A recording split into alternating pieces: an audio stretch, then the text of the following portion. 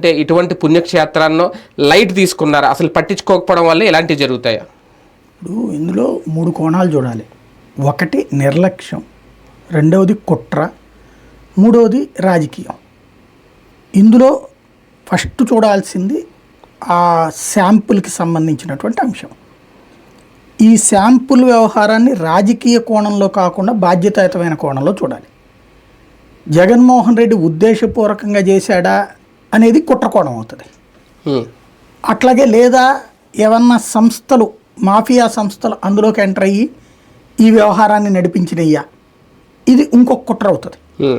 ఇవన్నీ తేలాలంటే సిబిఐ దర్యాప్తు జరగాలి. ఊరికినే వేగ్గా మనం దాన్ని బట్టేసుకుని మాట్లాడుకుంటే కుదరదు. పాయింట్ ఏంటంటే ఇక్కడ యానిమల్ ఫ్యాట్ అంటే ఏంటది, వాస్తవంగా యానిమల్ ఫ్యాట్ అనేటటువంటి పాయింట్ పాలలో నుంచి వచ్చిందంటే ఫ్యాట్ 2 రకాలు ఉంటుంది.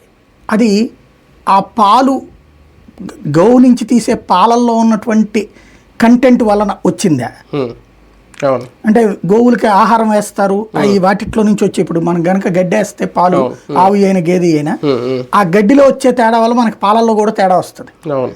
అట్లాంటి సిస్టమా, లేకపోతే ఇప్పుడు జనం ఏం ఫీల్ అవుతున్నారు, పంది మాంసమో గోమాంసమో వాటిని చంపిన తర్వాత